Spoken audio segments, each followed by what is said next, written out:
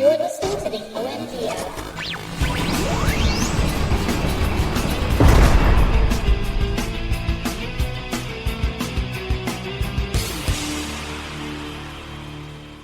Welcome, everybody, to episode number 346 of the OMG Hour. Of course, we are your ordinary musical gadabouts, and I am Sean Evans, otherwise known as the Big Fat Guy. Ziantane. Oh, sorry. Ziantane. Yeah. No, listen, the bearded fat guy. Isn't that what you just said or something like that? I think I said fat guy with a beard. Fat guy with a beard. That's right. Another Santa Claus. Sorry, who are you? Who are you? Oh, yeah. Tico, Mr. Second Place. Hello, here. Tico. Delayed as per usual. Tico just made I don't know why. We were just talking before the show, and I guess, brief story. I was asked to play Santa Claus at Tico's wife's Christmas party for work, and I'm unavailable that date, so I asked Tico just now if they had postponed it, joking. He says, no. What did you just say? I said, no, I told her she has to find another fat guy with a beard.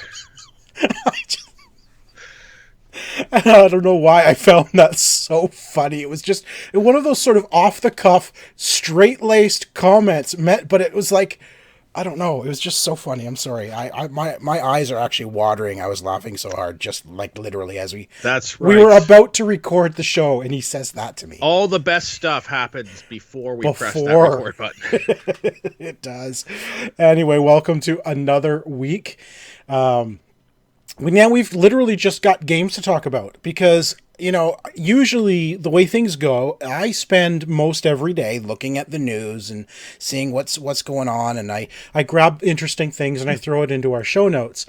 I literally have no news in our show notes this week. There was nothing nothing substantial to talk about. We could talk about the other 400 articles about different people rumored to be in the the Crisis on Infinite Earths, which seems to be like every third article these days for TV stuff. And now it's getting to the point where they're announcing people are in it, and then we're finding out that's actually not true. Like Lucifer was apparently going to be in it, and now he's Tom Ellis, I think his name is, saying, "No, I'm not in it. What are you talking about?" Because and then they've cut our part. I mean, we were supposed to be in it. Yeah, I don't know what happened there. They gave us a call and they said, "Sorry, we don't need you," so we had to cancel our trip to Vancouver. That's too bad.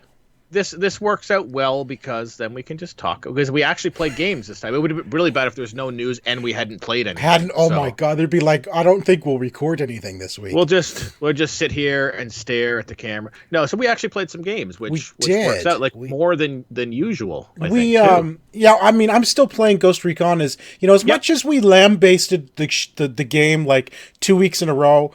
To be fair, we said we loved the game, but there were issues. Last night, Tico, I noticed there was an update. I don't know if it happened during the day yesterday, but when I logged in last night, there was a whole bunch of tutorial missions that said complete, which I had completed 35 hours ago because I'm almost 35 hours into the game. And I noticed little things were kind of tweaked. I noticed that when you bring up the weapon wheel or the accessory wheel, it actually makes a whoop sound. I don't think it did that before. No, I didn't. I don't remember, but I haven't also opened it in a while. It was one of those things where I noticed it feeling out of place because I don't recognize the sound. Right. So I feel like it was added. So I'm like, there must have been an update. So I'm kind of wondering if some of those bugs and some of those issues we've been talking about have been patched. I did not see anything from Ubisoft saying, hey, there's a patch out. But they usually will give you information on updates, but patches to fix glitches, they don't usually. Perhaps. So I'm wondering what was fixed. I didn't come across any issues while I was playing last night. It seemed fairly smooth. It has been getting better. I will say this. It has been getting better. I mean, there's still the occasional enemy popping in and popping out and stuff like that, but it has been improving. One of the first notifications to me that something had been patched was every single time for the last week and a half, every time I launched the game, my character says the same line, which is, it was a response she had to someone who gave her a side quest. Yeah. But from that point, from getting the side quest, every single time I loaded, she would say that phrase every time. Did you finish the side quest? No, I haven't even started it yet. That's a problem. Just finish the side quest. Right, yeah. Shut up. But last night when I loaded, she didn't say it. And I'm like, oh, something's different. Right? Well, they are working and improving on it, and I'm still enjoying it. Like, that's what, as broken as it is, and there's times where I've gotten frustrated. I'm like, okay, I'm done with this for now because of whatever's happened. It's still fun to hop into. Yeah, it is. And I think that I maybe am enjoying it from that point of view of just a pop in, play for a little bit, and pop out sort of thing. With the fact that the storyline doesn't feel like a storyline, because it makes it a lot easier to sort of drop in, drop out. Yeah. Of that content because of that. Yes, and I was thinking about that exact thought the other day. You can drop in and do a quest and jump out. Also the stats have been updated. There's another indication there was a patch, because now it says I'm 25% complete story instead of 0. Well, that's better. There's definitely a patch happened recently, but I agree with you that it's easy to jump in and jump out of that game, but I also disagree at the same time, because some of those missions could quite literally take hours to play. Oh, the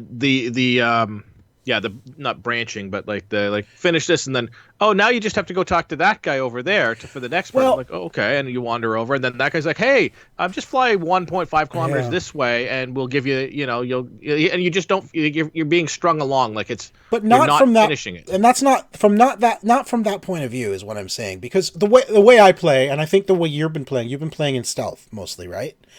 But the way I play, my version of stealth, but yeah, okay, but the way I play a game like this is I can't just jump into this game and say I'm going to play for an hour, because in an hour I will not clear a base, because I will take my time. There have been several. It was just a single base, clear out every person in the base, and then run in, get what I need. I have had that take 2 hours, because that's how methodical I am with it, right? Because as soon as somebody spots me, I don't just go into assault mode. I actually take off, and I wait for them to cool down, and I will go to the other side of the base, away from where they're congregating, and pick off guys that way. But I will literally take 2 hours to clear a base, so I can't just jump in. It's like, okay, it's 11 o'clock. I'll play for an hour. I can't do that, because by midnight, as soon as I shut the game down, I might as well have done nothing. Well, because they're all going to respawn. That's exactly. one thing, like that progress that you've made is erased as soon as you leave the game. Is erased. So, like, yeah, if you're like, okay, I just killed 50 guys without getting seen, and now this base is completely taken care of, and I better finish this part of it, because otherwise I'm going to have to start from scratch. Exactly, and that is one of my biggest issues with it. I've noticed that a lot of missions I noticed it last night. I did a mission that took me to the exact same place as a previous mission, where I had completely cleared out this entire area. It's a base sort of on a little island. I had cleared the entire base out and grabbed an amazing helicopter off of the base. And then this new mission took me to the exact same base. And of course, all those enemies are in their exact same place they were before. I'm like, where are these guys coming from? There cannot possibly be an unlimited amount of Sentinel soldiers on this island. Like, the budget for this just makes no sense. Where are they coming from? Getting the budget to pay this many soldiers. Like, it's not an army. These are all mercenaries. They're all getting paid. They're not doing this for fun. I think this game would feel a little more realistic if, when you cleared a base like that, if it did not repopulate. Right? Or if the rebels took it over or something. Yeah, or if it repopulated but slower or something like that. Like, not just the exact same guys, Like, it's not like the exact same guys. Like, okay, like now, like the next time you come back, it has repopulated because you've waited a certain amount of time and it's repopulated. But the guys there are on high alert because they've just showed back up to work at a base where there's a bunch of corpses and piled up in the corner. That's right. So they're all on super high. Like, have some form of realism. If they've come back to this base and one guy has murdered 80 people, Right? You know, Like, exactly. like The place is going to smell a little bit too, I think. They like you shoot somebody in the head beside another guy, and he pops up with the little orange thing. It's like, I think somebody's here. Like, no kidding, somebody's here. Your friend's head just exploded. Right? Somebody's obviously here. Don't I think somebody may be here. That should go straight to a red exclamation point. Yeah, except they don't know where you are, right? Anyway, let's. I mean, whatever, but they shouldn't. I think somebody's here. Yes, somebody's here. Somebody's definitely here. Yeah, for sure. Anyway, let's talk about some new games. We spent a lot of time. If you want to see some more gameplay for Breakpoint, I will be playing it during my Extra Life Marathon on November 2nd. This next game, Super Monkey Ball Banana Blitz HD, came out for the PS4 a little while, about a week or so ago. And I was given a review code for this. Now, I've been a fan of Super Monkey Ball since it launched, like, I think it was the GameCube it launched on originally. And it's been on... This, yeah, I played this, and it's been on a few different consoles. I think. Oh yeah, Game Boy Game Boy or DS or something. I think it was on DS because I think it was on DS. It was on GameCube, I think, originally, and then I think it was on Wii because Wii used motion controls to control the level. Very poorly. Yes. But yes. So the idea here is you are a monkey in a ball, monkey ball. That's the name. And when you control it, you're actually controlling the level. You're tilting the level to make him roll. Basically you're treating him like a marble. This is Marble Madness. It's Marble Madness. Exactly. It's banana. Exactly what it is. And you have to collect bananas, and they give you lives as you collect X number of bananas. And the idea is to get through the level. There's different hazards, different shapes, and you just control it by tilting the world, really. Yeah. Now, is this a remake of the original just with HD graphics, or is this new levels? As far as I'm aware, this is just a remake of Banana Blitz. This is the HD remake of Banana Blitz. It's Super Monkey Ball. I mean, I love Super Monkey Ball, but I don't know. There was something about this that just, kind of like last week we talked about Ghostbusters, how it just didn't feel like it had the same joy to it. I didn't feel like this had the same joy. And the one thing I did not actually like about this, it was in order to progress to the next world of levels, you actually have a boss battle. And I'm like, I don't know if I like the idea of a boss battle for Monkey Ball. It just feels out of place. I like the puzzles. I like the levels. Just finish the level as quick as you can. There's a party mode in this game as well, so you can bring your friends in and play party modes. I went in just a single player, and there was like 5 different party games I could choose from. They weren't the greatest. This one here that I'm showing is basically you're controlling the platforms that he's on, either left or right, and the goal is to get him safely down to the goal area while collecting bananas. And of course you have a time limit, so you want to get him down quickly, but you're not physically controlling the ball this time. Like the game, you're controlling the world, and you're tilting the paddles so that he either falls left or right, or you could literally send him flying like a pinball. But the object is to get him down successfully into the goal area while collecting as many bananas as possible. And I don't know what the goal would be if it's multiplayer. I'm assuming the more bananas you collect, the better. Or if it's multiplayer, is collect more bananas than the other guy. Yeah, exactly, and that's what I'm thinking. There's one that I actually kind of enjoyed. It's basically like a Galaxian, which was like bizarre kind of party game for Monkey Ball. You're basically... I see no monkey or no ball in this. Well, it's a spaceship shooting at... The monkey is in the spaceship cockpit in his ball, but you're basically... It's Galaxian. That's... That's a little bit of a cop-out. It's like, we put the monkey in an armor, and now you're playing Skyrim. Like, we can do whatever we want with this. We put the monkey and the ball inside the thing. Yeah. Again, if it's multiplayer, I don't know, the more ships you hit, the more points you get. I don't know because I didn't actually play it with multiple people. But I found actually this one kind of fun. It was not easy, to be honest with you. Once you get to the sort of the boss ship, I kind of died there. I mean, it's Monkey Ball. It is what you would expect from Monkey Ball, in HD. I'm going to say HD graphics, but it's so cartoony that I mean, how much more HD can you get than a cartoon? Do you know the price point on it, Sean? I believe it is $40, if I'm not mistaken. I will have to look it up, but I'm not sure offhand. Because I will be honest with you, it seems like a game I would enjoy. I was a fan of the Monkey Ball back in the day, but it is not a $40 title in my opinion.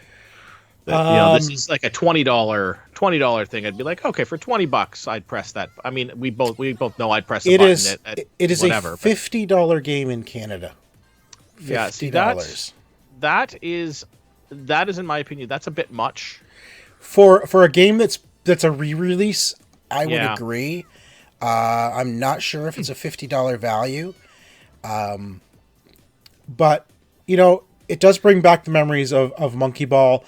But I also found it didn't feel as joyful as it used to be.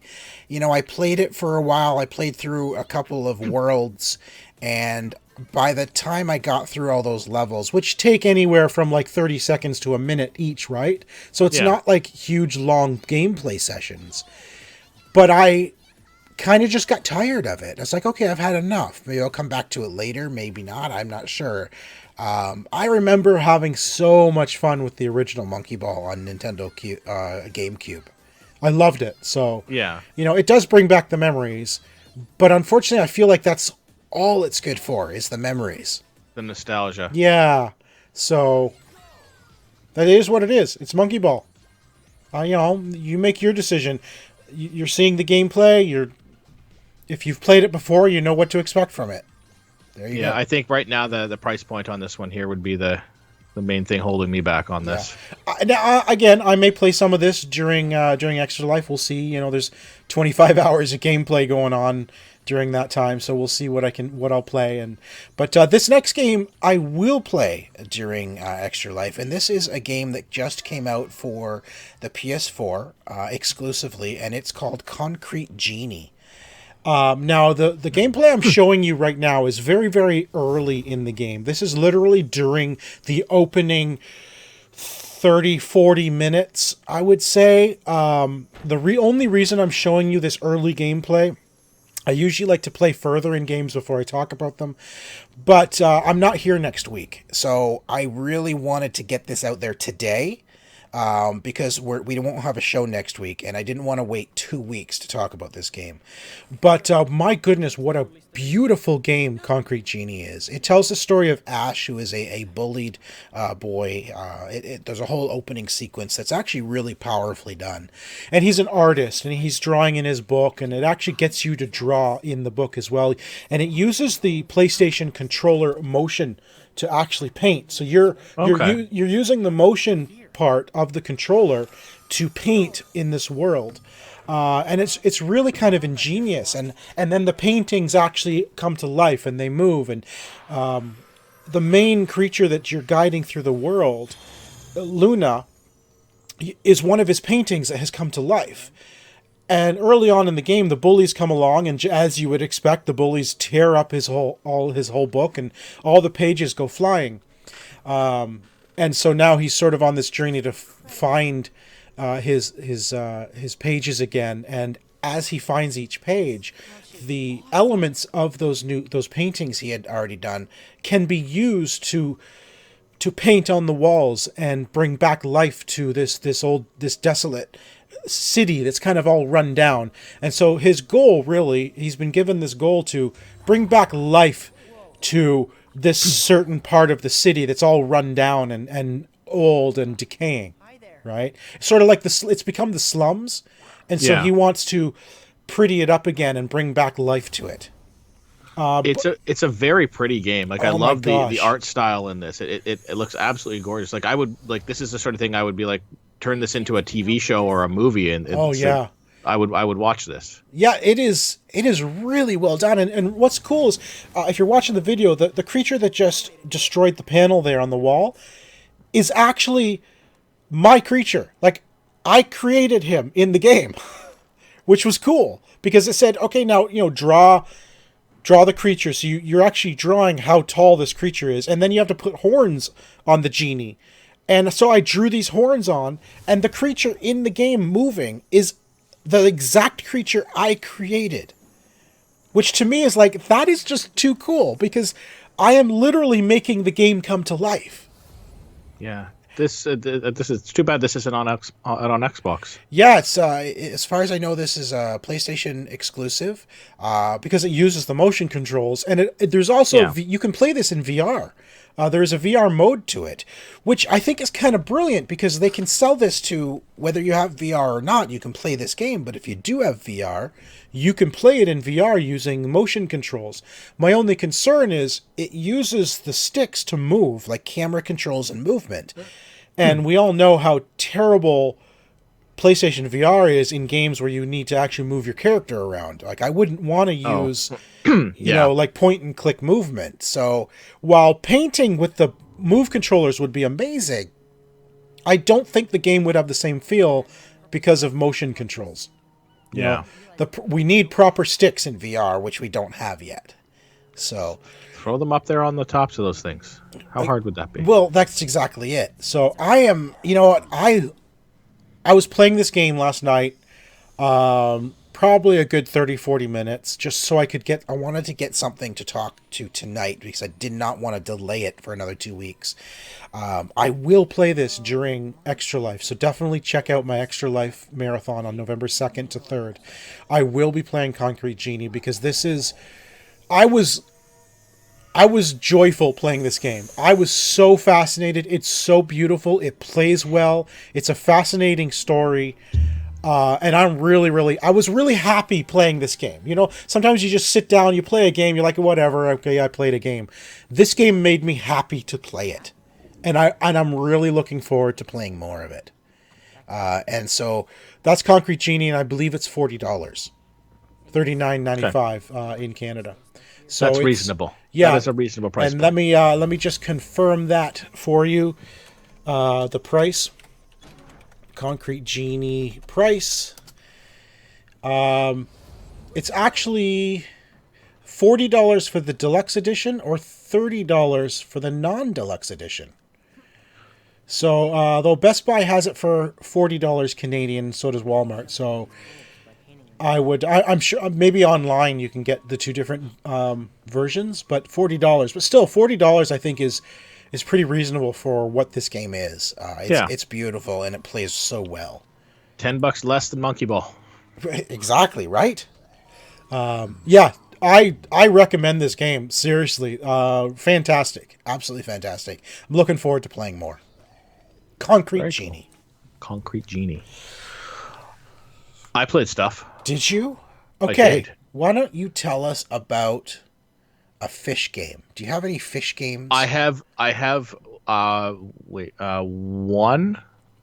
fish game. Oh, I don't have to go fish. All right. Hang on. Let me just check.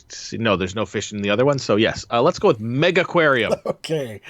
All right. Now, did you press buttons for this game? This was actually provided by the publisher for review. They sent me this a few weeks ago. Well, last week. It actually came out today. This is an aquarium tycoon type game. That's the right word? Aquarium tycoon? Sure. So it is very, I'm trying to think of the right word, bare bones-ish. Okay. It's very complicated as to what you have to do, but the look of it is very, like, you've got your floor plan and everything like that. You create your tanks. You have to attach a filter. You have to attach a heater. You have to attach a feeder to it. And then you put your fish in there, and then you have to put in the vegetation in there to keep them happy. It's very similar to a Zoo Tycoon sort of game where you have to, meet the criteria to have your fish happy. Okay. So you're actually building the room too, by the looks of it. And so you start off with, this very small little room and one tank, which makes absolutely zero sense to me. Like, so you're starting off as like one tank and it's like open your aquarium. Like, what kind of aquarium has one tank and one fish? Okay, so when you say an aquarium, you mean like one of those big aquariums that people come to visit, not an aquarium you have on a stand. Correct. Okay. This is like an aquarium exhibit, like SeaWorld type thing, but not with the whales. So, but that's what this is. So you are creating exhibits and stuff like that, but you're opening it with their first tank. So you get the tank, it's like you get a fish in there and then open the aquarium and people start coming to see this one fish you've got. Well, I want to see your fish. I got one goldfish and people are showing up and they're paying their entry fee. How much is it to get in? I want to see your goldfish. For you, Sean, I've got guest passes. Please come right this way. And here's this one fish. And so then you build the thing. The pieces that I like, it is very sort of realistic, as you have to, make sure the environment is set properly. You have to make sure that they have the right types of foliage and decorations in their tank. You can't put, one fish that'll eat another fish in there together. You can't block access to the heaters and the pumps, because when they break down, your staff that you've hired needs to be able to get to those things to fix them. So you're constantly moving all these things around. Like I had one where all of a sudden it just stopped working because I dropped a bench in front of the feeder. Oh no. Come on. And the guy couldn't get around the bench. Come on. To get to the feeder to feed the fish, so it gives me a little air bubble. And I literally had to shift the bench over one spot. I mean, like, you couldn't have moved that? Like, what am I paying you for? Good help is hard to find these days, Chico. It is a fun simulator type game. Sort of not low res, but like minimalistic graphics. It's definitely minimalistic for sure. It reminds me of like an Animal Crossing style game. Yeah, like these look like the little Mii's. It looks like little Mii's from Nintendo. So it is very in depth and complicated as to how you have to do, but the look is very basic to it. The one thing I don't care for is the whole idea is you're building these things, and because you're playing most of the game from backed out so far, you can't really see the fish. That sucks. Like you're not really getting a good representation of the fish. Like, you've got all these beautiful fish that you're putting in here, and like you can zoom in on a tank, but it doesn't really, like, because then you're missing out on what's going on everywhere else. So like you can zoom in on a tank, but then you're not really playing the game. You're just watching fish at that point. And it feels like it would be better if there was some sort of better visual representation of the fish in this game. This would be fascinating. Yeah, you're right. This would be really fascinating if it were like almost Zoo Tycoon quality, where it's realistic. Like, here's a huge tank and here's some sharks, and you're like walking through this massive aquarium and you're looking through these big glass windows and you're seeing this aquarium you're taking care of, as opposed to this sort of like a toy, almost like a Nintendo DS style game. Yeah. Like, I mean, you've played the new Zoo Tycoon. You imagine if you had that and you had your pens and you just couldn't see the zebras or elephants or anything like in there. You're just like, oh, there's a circle that represents the thing where that thing is, but you don't get to see it. And I think that takes a little bit away from, like, here you can see, like, I'm trying to zoom in on the fish and you can see them in there, but it's, again, there's nothing. It's not realistic at all, though. No, it's a little colored blob, and it's not easy to manipulate to zoom in to see the fish that you want, because suckers keep moving. Yeah. Okay, so not recommended then? What do you think? If you are the visuals are not the greatest, but the gameplay itself is actually really good, and it is satisfying as you're like, okay, I've got these two fish in this tank, and I got to get a cave in there to make sure this guy's happy, and I've got to hire another worker to work this new section of the aquarium I just built. So it is satisfying to play, and I actually do enjoy these type of games. I've been the Farm Together, like I really do enjoy these like tycoon type simulators, and I did have a lot of fun with this. It's just the visuals I feel are lacking, and I would have loved to see something like this, like almost like an aquarium tycoon type game. Now, it's a $30 game. 30, is it? It's $30 on Steam. I'm looking at it on Steam. It's $28.99 Canadian. Okay. But it looks like, you're eventually your aquarium, your exhibits could get like massive, and you're all these different sections, and bigger you're gonna get bigger fish and huge thing. You can get these, like I'm assuming I'm gonna get cooler fish at some point. Like all these ones so far are sort of like goldfish types. Yeah. I would love to see something like this in a realistic, like a Zoo Tycoon. Like the launch game for Xbox One, in that sort of realistic style. That's what I think would be cool. Yeah, I mean, and the like the original Zoo Tycoon back in the day had an aquarium expansion. Okay. Where you'd create your tanks and have whales and stuff like that going, like a full on thing where you actually did get a little bit more. That was like way back. I would love to see something with that sort of that really cool engine where you were walking around at ground level and controlling stuff. You can still jump out to this sort of view and control things, but you could zoom into the floor level and sort of see the fish swimming around. Because I mean, that's an absolutely beautiful look for that. If you had like the graphics of a PS4 or an Xbox, you should take advantage of something like that. Now imagine if, I don't know if you've ever been to the aquarium at Mandalay Bay in Vegas, but they've got, and a lot of aquariums have this, where you're actually walking through a tunnel, and the tunnel itself is the aquarium. You're walking under the aquarium and through it. Imagine if stalked by sharks. Right. Imagine in a game like this, you could build stuff like that. This massive aquarium, and underneath it is actually a tunnel that goes from one exhibit to another, but you're surrounded by fish. That would be really cool. Yeah. All right, we got time for, I think, one more game. Why don't we talk about Indivisible? Because this is a game I actually gave away for Extra Life. A few people have requested this. Tell us a bit about Indivisible, because I don't know much about it. So I'm still learning little bits and pieces. It is I don't know if this is an existing IP or if it's something that was just created for this game, but it is sort of like an anime style storyline. You play as a young girl who her village gets attacked, and she ends up with a bunch of people in her head. Well, as that happens, it does. When your village gets attacked, people jump in your head. Her dad dies, and she has to now, solve some stuff and save the village and everything like that. And so every time she meets an ally, they jump into her head. I guess that's the Indivisible thing, because she can't sort of divide herself from them. Interesting. So are they? Maybe they're spirits. They could be spirits. They might be. Either way, whenever you attack, you find a bad guy, you attack him, and then it breaks into a what are those things? Turn-based. A turn-based RPG. Yeah, it's a turn-based on it's not the exact turn-based. It's like the ones with the things that build up, the attack things that build up. I'm not explaining this well. It's like Child of Light. It's a Child of Light style game then. Yeah. So it's a platformer by the looks of it, almost like a what do they call it? Metroidvania platformer. Yeah. And then when you are attacked, it becomes you're just in a panel left and right, and you're attacking back and forth in a time attack. Yeah. Like Child of Light. Yes. Yeah. I just can't think of the word either. Okay. It's still turn-based. It is a turn-based attack. Yeah. But each attack has a time in which it has to regen before you can use it.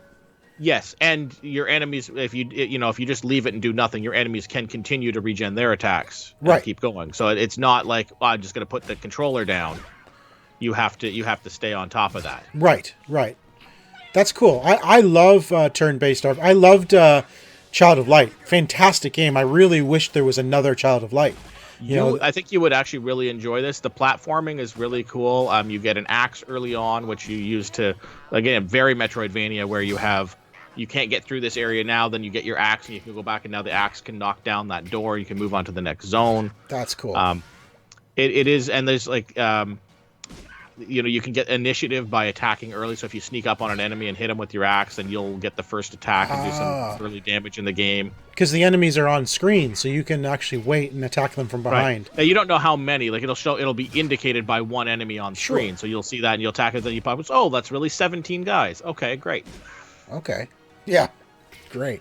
So yeah, it's an RPG, action platformer RPG, really, right? Yeah. Cool anime sort of style graphics to it. Very cool. I'm really enjoying this so far. And again, you're leveling up you learn new skills as you level up and new attacks. So like you can just do your basic attack like X, and then you get like 2 X's so you can do a double attack on your turn if you want, or do one and then combo it with one of your. So your main character uses X as her attack. Okay. And then the guy in her head with the sword, he uses Y. And then there's the old lady wearing the tiger on her head. She uses A. So you can like X, Y, A, and like do like build out combos using the different attacks. Or you can do like, use both of her attacks once, and That's then cool. and you can alter those attacks using up and down arrows as well. So if you press up and attack, it does like an uppercut punch instead of a kick. Okay. That's cool. I love those games. It's very much like a Child of Light game. Yes. And I thought Child of Light was absolutely fantastic. You, sir, will like this game. Well, then I should play it. Well, I know how you can get a copy, possibly, maybe. I don't know. No, they're all gone. Oh, well then. They are gone. You can get other games if you donate to a certain Extra Life campaign, which is where I happen to get my copy. I have given away 25 games already, and I have 57 games left. What? So there's definitely a lot of games left to be given away. bit.ly/extra-Sean. It's right there on the screen. So yeah, go check it out. Help me raise. I think I'm at $1,560 raised now. My goal right now is $2,000. I'd like to hit that and then raise it to $3,000. That's what I would love. I'd love to raise $3,000 this year. It's my 10th year. It's the final year I'm going to do it. And that would bring my total to $15,000 raised over the last 10 years, which I think is pretty good. You should have stopped at 10. You should have stopped at 10,000. Now you've gone too far. Now you're committed to going to the 15,000. Right, exactly. All right, let's play some Lone Wolf. All right. We haven't done this in a few weeks, but you know what? We're going to do a special Lone Wolf. We are not going to choose the categories. You're just going to put your hand in and grab one randomly. Can I look where the box is? Yeah, you can look where your box is. All right, for sure. In the middle. We're going to end up with one of these, like, in the U.S. Yeah, we're going to go, what school did these people go to? U.S. presidents. Oh, no. All right, we are going to pull a mulligan on anything that is based out of the U.S. because we... Oh, are we going to pull a mulligan on the U.S. presidents? Yeah, we don't have a lot of U.S. knowledge, do we? Well, when it comes to presidents, I guess it depends on how far back it goes, right? I mean, I know a couple of them, but like I don't know what the question was, so let's just... All right, pull another one. Acronyms. Do it. Oh, I like that. Acronyms. All right, so play along with us. Write the numbers 1 through 5 down the side of a piece of paper, and then the word tie. So or just the letter T. I actually write tie. Well, I'm using the official game board, so I don't have to write nothing. Oh, well, look at you go. All right, so what is the actual question? All right, name the word that the letter of each of these acronyms stands for.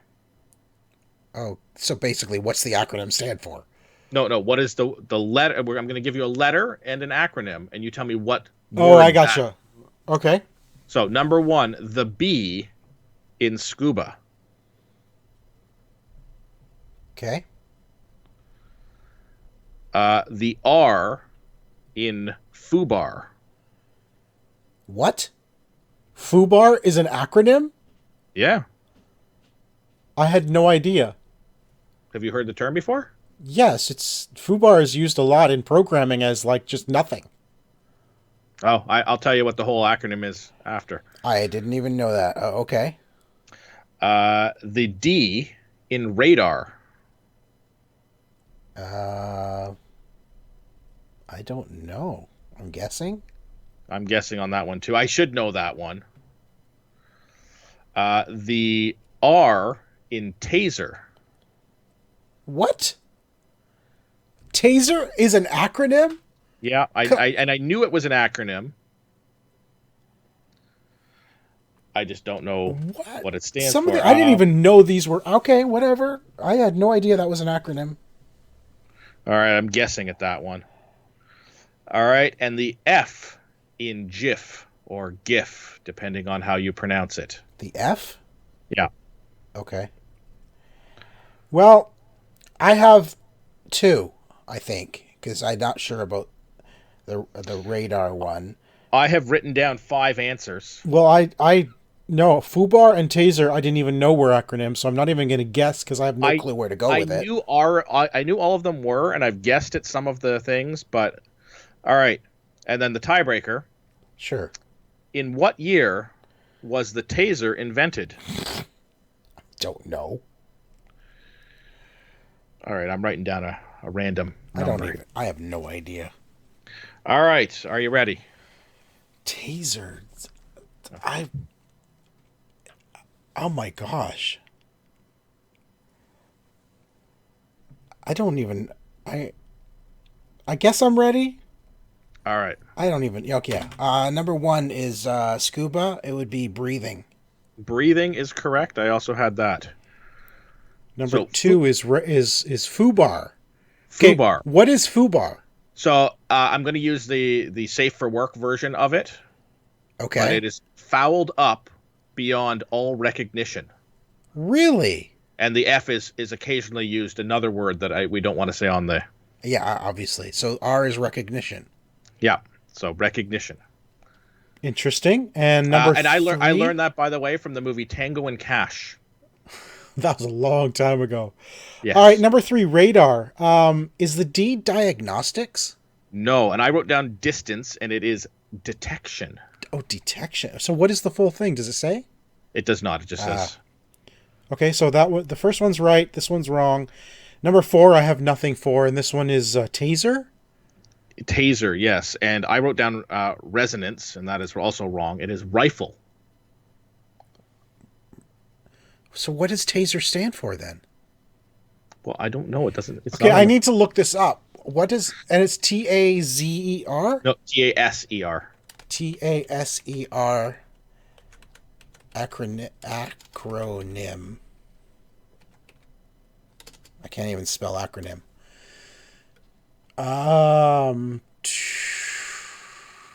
Thomas A. Swift's electric rifle.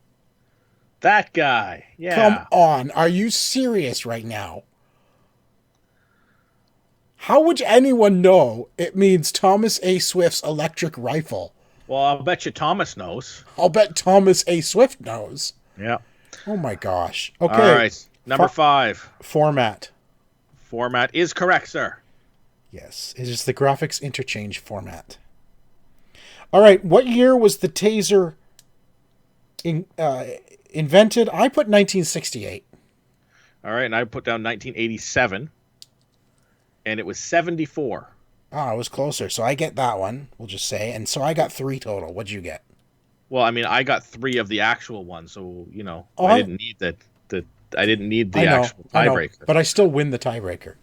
You would have won the tiebreaker had we tied. Right, but I still won the tiebreaker. So, all right, let's do one more. Random. All right. Let's do another random one. All right, it is cocktails. Oh goodness. All right. I am not going to get this one.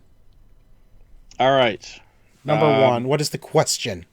Name the popular cocktail based off its ingredients. Oh goodness. I don't. I may not do that well. I'm going to get, I think, one of them. I'm going to get orange juice and vodka if it's even on there. No. Oh, No. Screwdriver's not on there. Okay.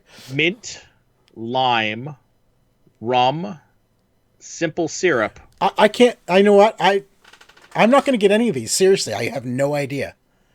I do not know what are in cocktails. I know. Okay, so of these ones here, I know I can get at least one of them. I will not get any of them. I'm being honest right now. All right, we'll do a different one. Yeah, let's pull another one.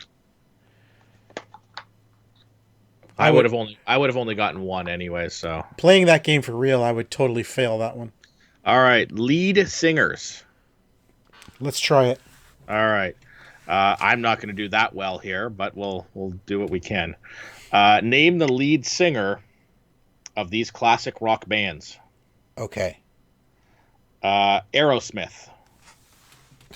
You got to know that one. That one I know.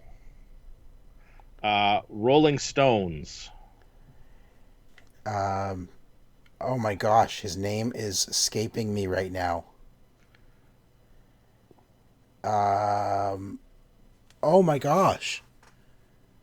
I know who it is, and I can't think of his name. Okay, what's the next one? Guns N' Roses. Okay. Oh, I got it. I just thought of it. The Rolling Stones one. Number 4. Pearl Jam. Oh, goodness. I don't know Pearl Jam. I also don't know. I'm writing down random name that I think is involved in music. Yeah, I do not know Pearl Jam at all. All right, and Led Zeppelin. Oh. I also don't know that one, so. Oh, gosh. I know this one too. And I can actually I can picture him in my head. But I cannot think of his name. Yeah, music is not my forte. I think I got 3 of these. Oh, Led Zeppelin. I know it when I'm gonna know it when I hear it. What's the tiebreaker? Tiebreaker. How many number 1 albums have the Rolling Stones released? Oh, goodness. I have no idea. I'm writing down a number. I'm writing down a number as well. Nope. I don't have it. All right. Ready? Number 1 is Steven Tyler. Steven Tyler is correct. Number 2 is Mick Jagger.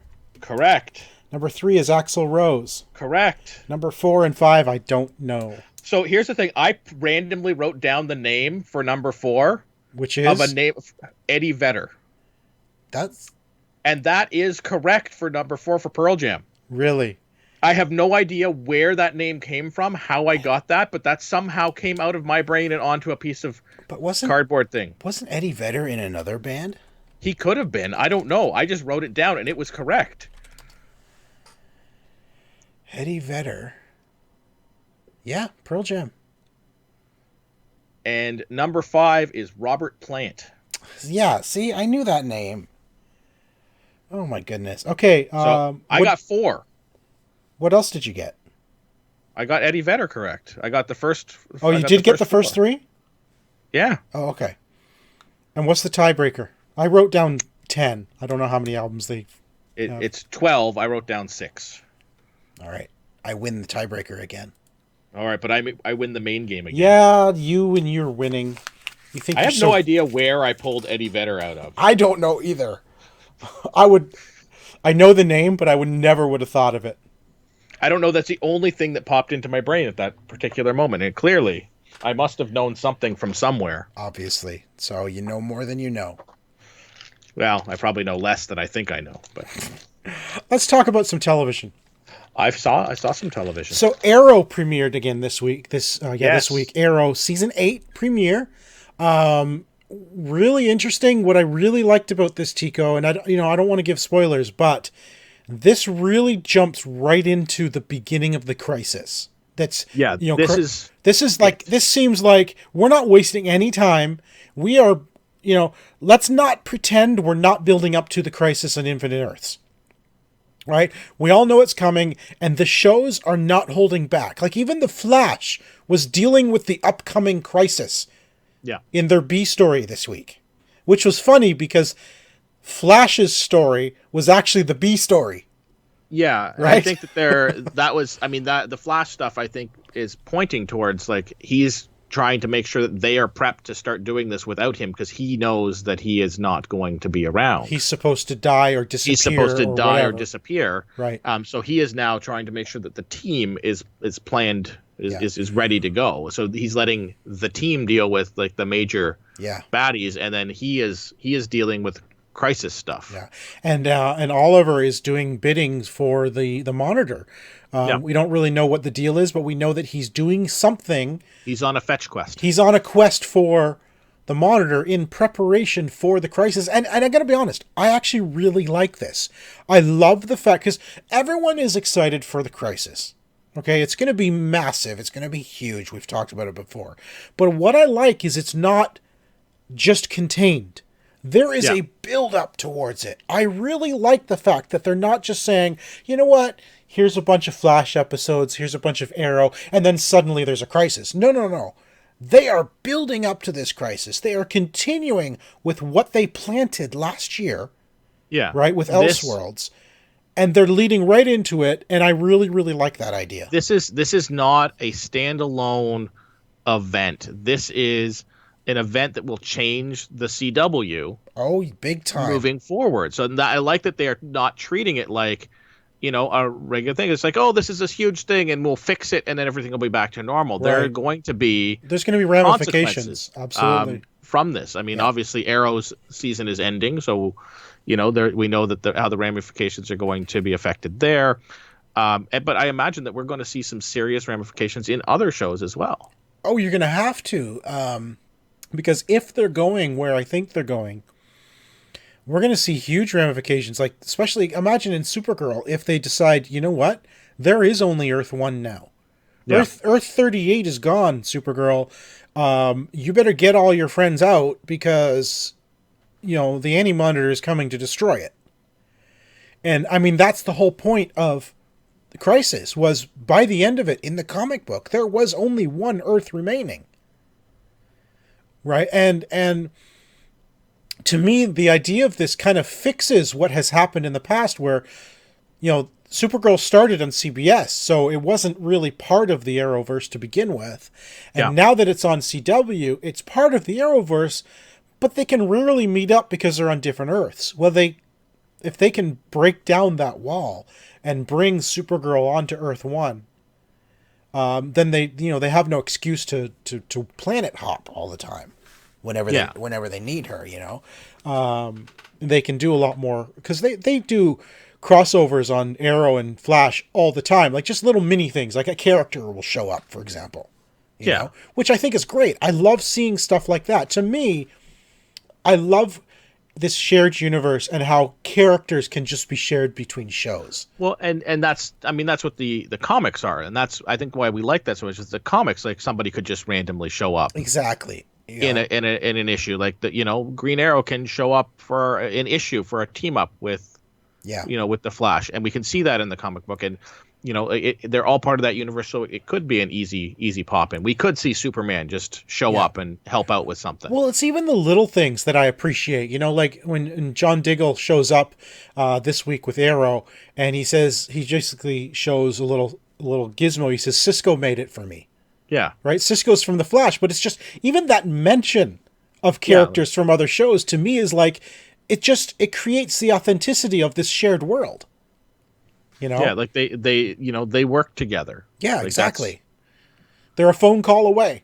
Yeah. It creates it really creates a cohesive world, and I want to see the Supergirl world merged with everyone else's, But imagine the ramifications of that. Like, what does that mean?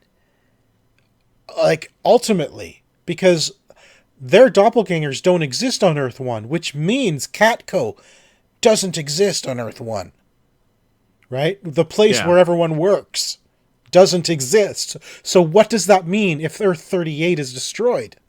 Well, they have to, get their resume polished off. Yeah, exactly. And start looking for work. I mean, that's all that means.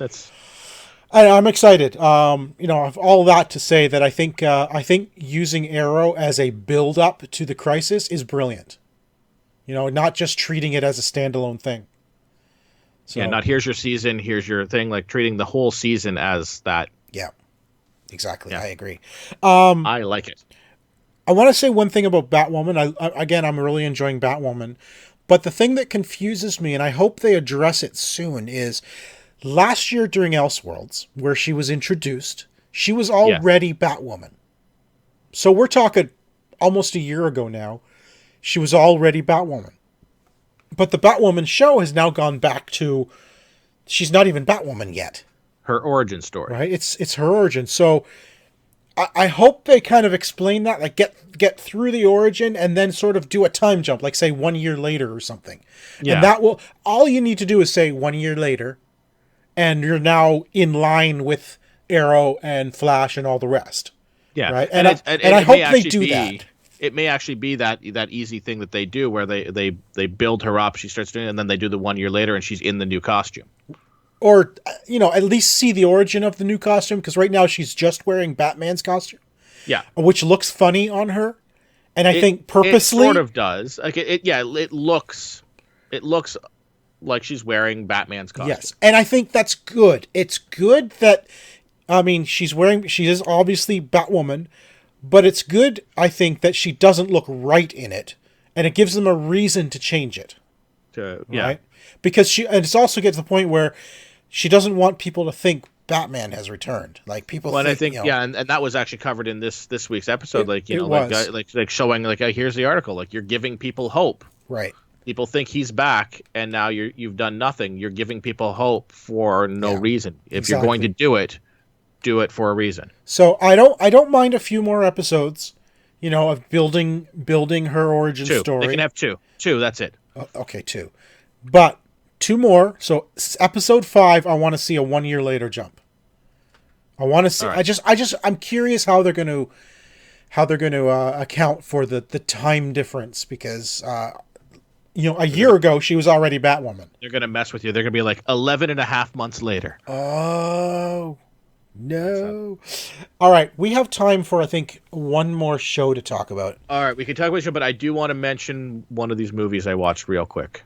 Okay, go for it. Talk about a movie. All right.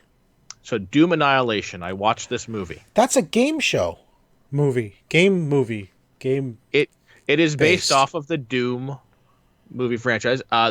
Now I've watched this movie, and I'm going to quote. I actually read a review of it after I watched it, and I'm going to quote the review that I read on IGN because I think it sums up my experience. Mortal Kombat no longer has the distinction of being the worst video game movie with the word Annihilation in it. Oh, it is so bad, lazy. It is not a good movie by any standards of what you would consider a good movie. It is bad effects. It's like a guy in a suit, and it clearly is a guy in a suit jumping around. It is not well done at all. It is bad acting. It is bad writing. It is bad dialogue. So you highly recommend it then? Yeah, absolutely. Go out and see that. It's not even, how sometimes there's movies that are like so bad that you can enjoy them because they are that bad. This like is not Wicker Man. Yeah, it does not fall under, it's not funny because it's bad. It's just like, don't even watch it. It's lazy bad. Like that's where we're at with that. Okay. So, on that note, a new show started last week called Nancy Drew. Yes, based on the Nancy Drew novels, but she's grown up now. She's 18.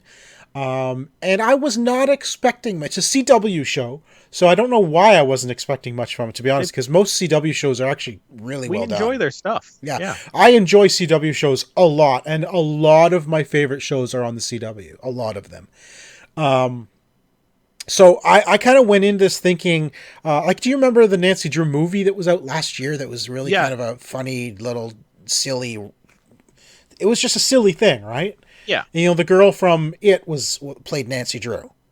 And there was nothing serious. It was just fun, silly kind of thing. I was expecting what you would expect from if you were taking a representation of the book sort of thing. Yeah. That's what I was expecting going into Nancy Drew, the TV show. Boy, was I wrong, and pleasantly so.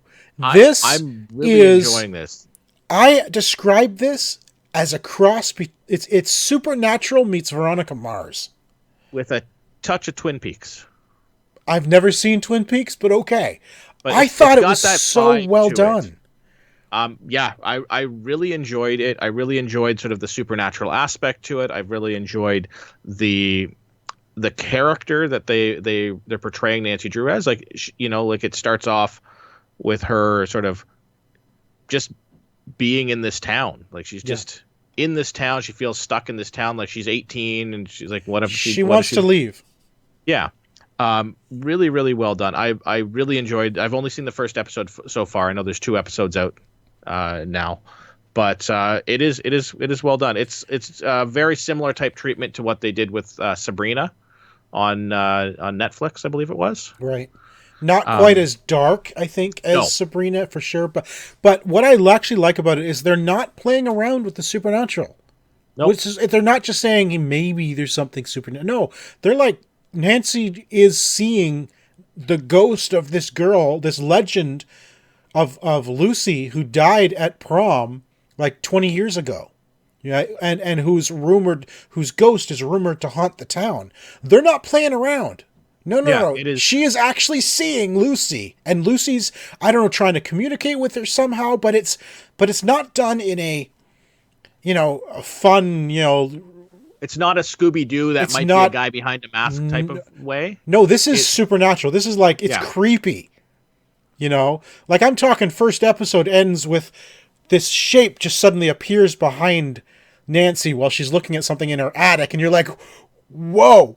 And then the show ends, you're like, what just happened? And it doesn't end there. The second episode, she starts seeing visions and weird things going on. It's like, this is really cool. I love this. This is a mystery show like a Veronica Mars. Yeah.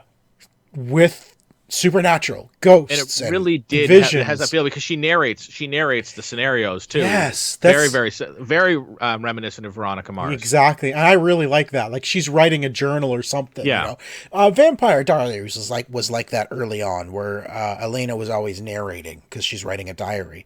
It's along that same line where she's narrating the whole thing, and it's so good. It's a mystery upon mystery. And is that where they get the name Diaries from, in Vampire Diaries? That's exactly where it comes from. Yes. Well, that makes sense. But yeah, I was not expecting this from Nancy Drew at all. And I am pleasantly surprised with how well this show is. I would love at some point that she crosses paths with the Hardy Boys. That would just be hilarious. They are a part of the same universe. They are the same world. Yes. Yeah. But just imagine if the Hardy Boys showed up. Well, I think that's maybe, like, Hardy Boys basically are Sam and Dean Winchester. If you went to that, that's true. If you go to that sort of tone to it, like, that is what the Hardy Boys would be, is Sam and Dean Winchester. Oh my gosh! Imagine because Supernatural season 15 is it's done. Mm-hmm. Imagine next year, like, if Nancy Drew gets a second season, if suddenly Jared Padalecki and Jensen Ackles show up for even one episode as the Hardy Boys. That would be fun. Like, grown up epic sort of Hardy Boys. Yeah, Jared has a new show coming out. He is the new he's the new Walker Texas Ranger. That's pretty much it for the show. But it was just when I mentioned that thing about the two of them playing the Hardy Boys as just a fun take, it reminded me of this last week in Grey's Anatomy. There were 2 characters that came on, 2 sisters, who they came in because their third sister was in a coma after being some accident happened, and she was all beat up and bruised, and they were called in because her sister was dying. Those 2 sisters was I can't think of was Alyssa Milano. Yeah. And I can't remember her name, but she played Piper on Charmed. Okay. So it was Piper and Phoebe from Charmed were playing sisters, and their third sister was in a coma. Like, it's sort of like a charm. Oh my gosh. I like what they call stunt casting. I like that. I mean, the last 2 episodes of the Goldbergs has had some fun stunt casting as well. They brought the Cheers cast back. The Cheers, not for a Cheers episode by any means. No, they were just random neighbors in the neighborhood. Yes. But Norm, Cliff, Carla, and Kirstie Alley's character. Yeah, I can't remember. All of a sudden, Rebecca. Yeah, it was great. And they even had a line where it's like, "Yeah, it's been too long since we've seen each other," or something like that. Yeah, that was good. Well, at the very end, it's like, let's just go to the bar and hang out. Yeah, and wasn't it was it Ned was George Wendt's character, and he walks in, "Hey, everybody, Ned." Oh yeah, Ned, yeah. No, on the Goldbergs. On the Goldbergs, he walked in and everyone said Ned. Yeah, yeah. No, that was fun. And then this most recent episode, they had the guys from Animal House because they were doing a frat one, and the two guys from Animal House. Right, I haven't seen that one yet, but I saw something about they were beyond. Yeah, I love that kind of casting, and I thought it was awesome that they brought those two in to play sisters. Looking after their third sister, so they're reprising their roles as sisters. But then when it wasn't the characters from Charmed, I thought they missed an opportunity to bring Rose McGowan in at the end, as the third sister. It would have been awesome. Is she even still working in Hollywood? Rose McGowan? I have no idea. I haven't. How do you not know exactly what Rose McGowan's doing, Sean? I mean, you call yourself a guy who does stuff. Listen, when Rose McGowan started on Charmed, I actually stopped watching the show.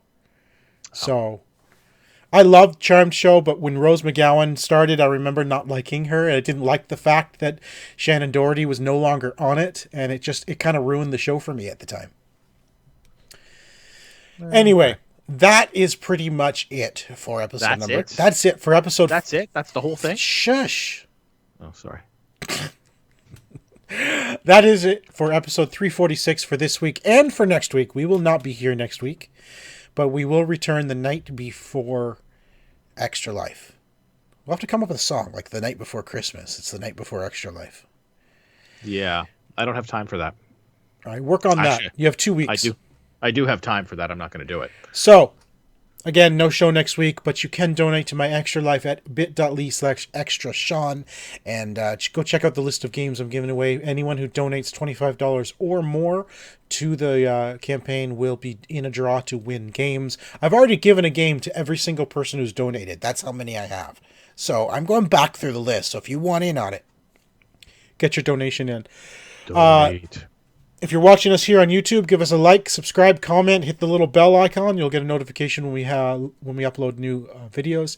And of course, you can follow me everywhere. I am Ziantane, and that is XIANTAYNE. All right, you can follow me on Twitter at Mr. Second Place. Check us out on YouTube at youtube.com/OMG Nexus.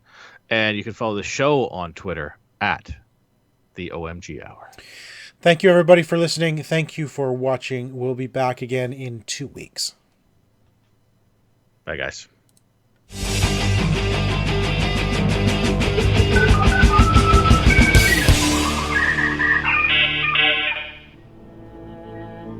This has been an OMGNexus.com production.